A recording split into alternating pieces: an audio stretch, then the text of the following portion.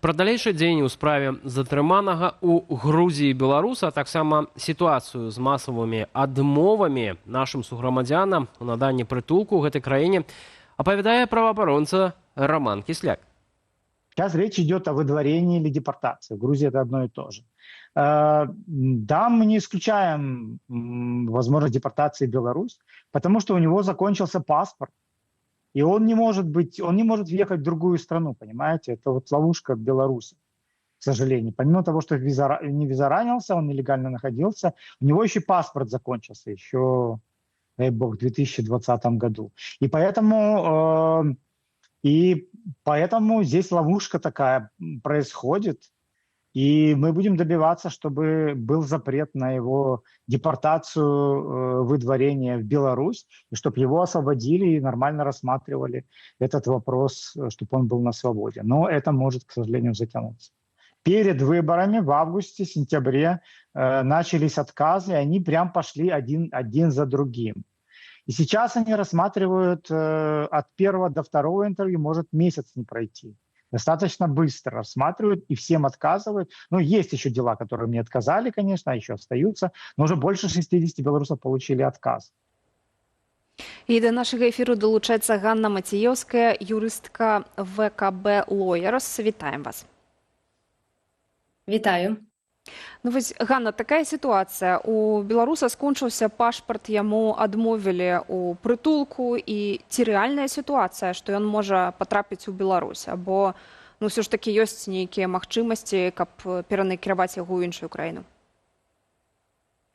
Ну, перадусім я хочу пазначыць, што, канешне, трэба ставіцца да такіх пытанняў легалізацыі беларусаў, асабліва, калі мы кажам пра тых актывістаў, дзеячаў палітычных і так далей, якім нельга вяртацца ў Беларусь, таму што там ім пагражае, прынамсі, крымінальная справа, то да такіх справ сапраўды варта ставіцца з павагай, вельмі асцярожна, выбіраючы адпаведны шлях і таксама думаючы пра гэтую сітуацыю ў перспектыве доўгатэрміновай. Таму што на сённяшні момент я вымушана канстатаваць, што, на жаль, ужо для беларусаў становіцца ўсё менш бяспечных краінаў.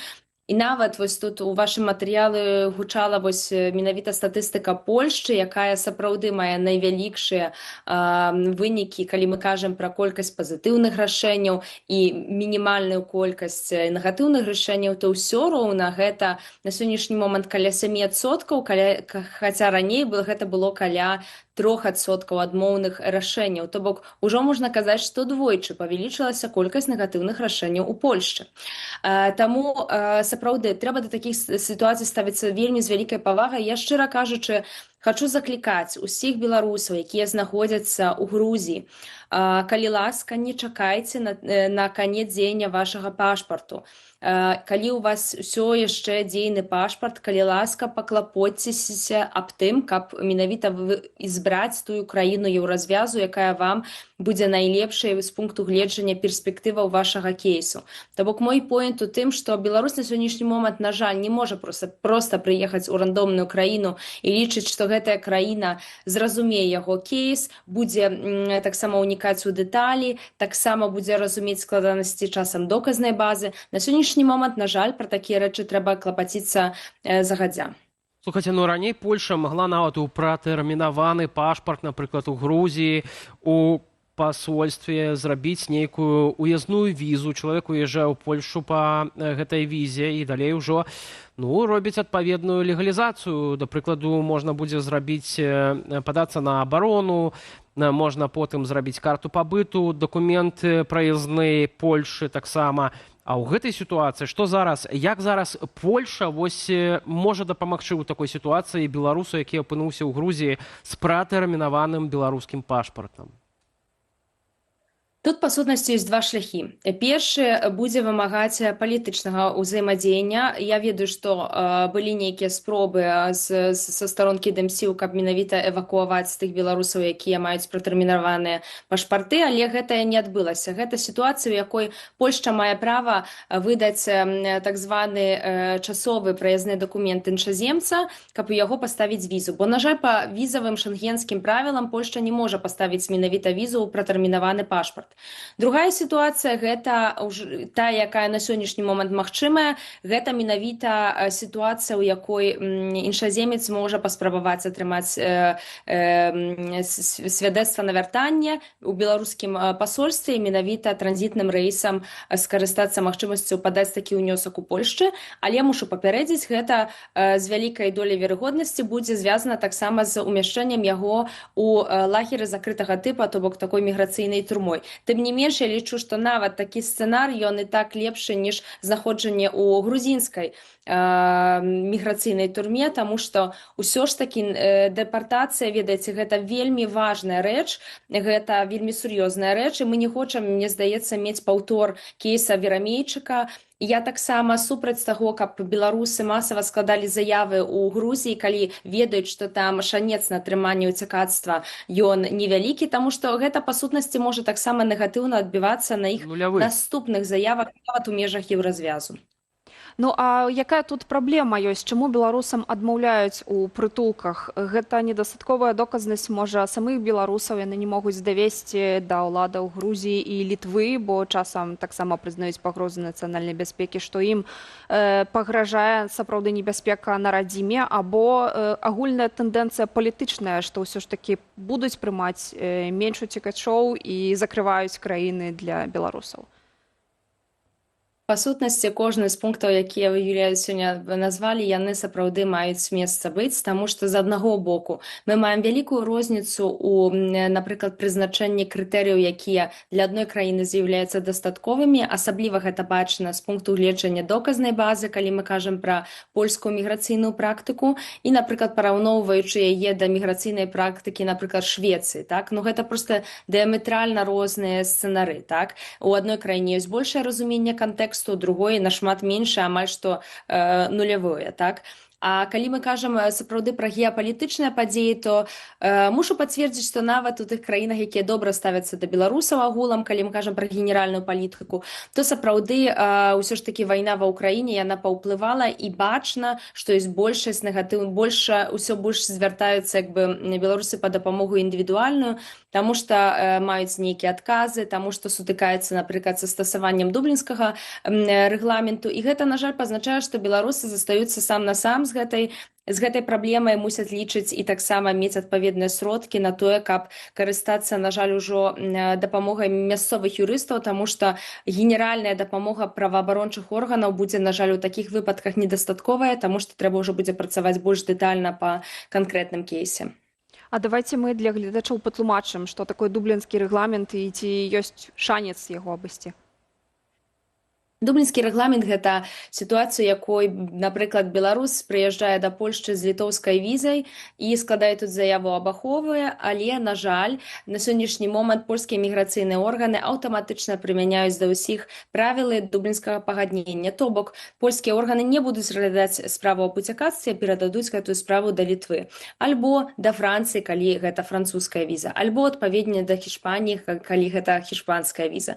І, на жаль, гэта вельмі таксама сур'ёзна выклік, таму што вось у некаторых з краін, якія я вось цяпер пералічыла, таксама вельмі невялікі адсотак пазітыўных рашэнняў для беларусаў. І гэта пазначае, што вось менавіта ў гэтай краіне яны могуць сутыкнуцца са складанасцямі, каб даказаць тое, што ім нельга вяртацца на радзіму, таму што там іх можа сустрэць пераслед. І таму над дублінскім пагадненнем можна працаваць, гэта хаця б нават з перспектывы так званага дыскрэцыянальнага клоза, то бок кожная краіна мае права заставіць беларуса, асабліва, калі ёсць нейкія гуманітарныя прычыны, ёсць таксама члены сям'і, напрыклад, тут у Польшчы, якія ўжо атрымалі ахову, іншыя выпадкі, якія прапісаныя ў гэтым пагадненні. Але мушу пацвердзіць, што, на жаль, у адміністрацыйных інстанцыях мы сутыкаемся амаль што ў кожным кейсе за выпадкамі проста мінімальнымі, з адмовамі, і мусім лічыцца з тым, што трэба будзе ісці да суда і яшчэ чакаць на 2 судовыя інстанцыі. На сённяшні момант у першай судовай інстанцыі ёсць адзін пазітыўны кейс, і, на жаль, з другім мы ідзем ужо да другой, апошняй судовай інстанцыі. Таму сапраўды органы вельмі аўтаматычна прымяняюць і нават часам не звяртаюць увагу на наяўнасць чальцоў сям'і, вельмі сталы ўзрост, таксама нейкія хваробы і так далей, і працаваць сапраўды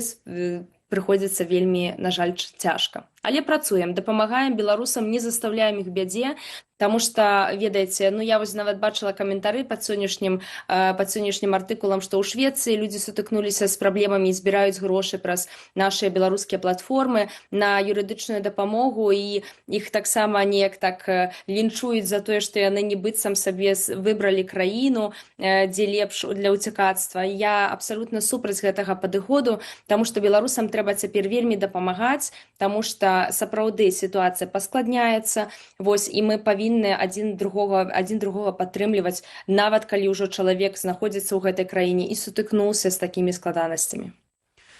Яшчэ, вось, калі мы кажам пра Грузію, то вельмі часта беларусы выкарыстоўвалі гэтую краіну для таго, каб сустрэцца са сваімі роднымі, якія жывуць у Беларусі, бо нейтральная краіна, туды маглі прыехаць сваякі, ты сам туды мог прыляцець, напрыклад, з Еўропы, не заўсёды маглі цябе нават пусціць, сказаць, што ты можаш быць пагрозай нацыянальнай бяспецы, напрыклад.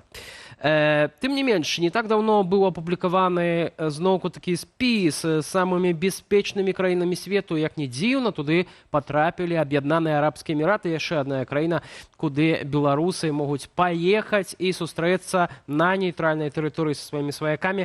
Што вы думаеце, Ганна, наколькі гэта бяспечная краіна і ўвогуле, вось, улічваючы тыя дамоўленасці, якія ёсць паміж Арабскімі Эміратамі і ўрадам Беларусі аб экстрадыцыі палітычна матываваных справаў і іх фігурантаў?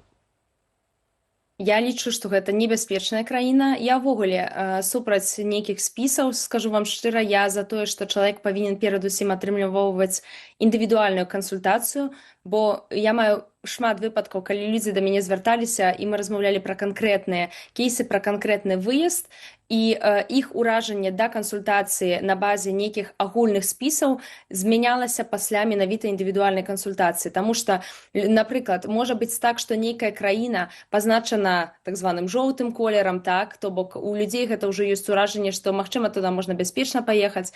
Забіваюць, напрыклад, пра тое, што ў дадзенай краіне, напрыклад, ужо чалавек быў, напрыклад, зрабіў фотаздымак, а гэта пазначае, што ўжо калі другі раз ён туды прыедзе, яго ўжо можа сапраўды чакаць заклікі да яго выдання праз працэдуру, напрыклад, экстрадыцыі. Прычым яна не абавязкова мусіць быць на базе Інтэрпола, так? То бок тут ёсць вельмі шмат момантаў, якія трэба аналізаваць таксама індывідуальную дзейнасць гэтага чалавека, наколькі верагодна, што яго сапраўды могуць, напрыклад, шукаць. Я вам скажу так, выцягваць людзей з такіх краінаў будзе супер складана. Мы ўжо маем кейс Васіля Верамейчыка з В'етнама. Так? Я бы параўнала менавіта Аб'яднаныя Арабскія Эміраты менавіта да В'етнама. Гэта таксама вельмі небяспечная краіна, і туды не раю ездзіць актывістам. А больш за тое, я больш раю тым актывістам, асабліва хто знаходзіцца ў Польшчы, звяртацца па міжнародную ахову, калі вы яшчэ яе не маеце, і карыстацца магчымасцю, каб вашыя родныя маглі зрабіць польскія візы. Гэта ўжо ёсць працэдура, якая працуе ўжо паўгады, і вы можаце сустрэцца на тэрыторыі еўразвязу. Яны могуць прыехаць да вас, вы можаце, напрыклад, сустрэцца ў Літве. Тым не менш, гэта нейкая магчымасць, каб бяспечна сустрэцца для абодвух сторонак, таму што, калі мы кажам нават пра сустрэчы ў Грузіі, як вы таксама казалі, і пагаджаюся, што ведаю пра такія выпадкі, Грузія не з'яўляецца бяспечнай краінай для беларусаў, так, і гэта бачна асабліва пасля апошніх выбараў, і, на маю думку, не варта чакаць першых яскравых негатыўных кейсаў, проста трэба цяпер думаць загадзя, як забяспечыць беларусу бяспеку і атрымоўванне дакументаў у той краіне, дзе ён можа перадусім лічыць на прытулак, і ўжо таксама на дакументы, якія як бы заменяць яго беларускі пашпарт. Варта прыслухоўвацца да гэтых рэкамендацый і, канешне ж, разглядаць усё індывідуальна. Няма фактычна бяспечных краінаў для беларусаў, апрача еўрапейскіх збольшага, ну і, канешне, Злучаных Штатаў і Аўстраліі. Дзякуй вялікі за гэтую размову. Ганна Мацеёўская, юрыстка ВУКБ Lawyers, была з намі на відэасувязі.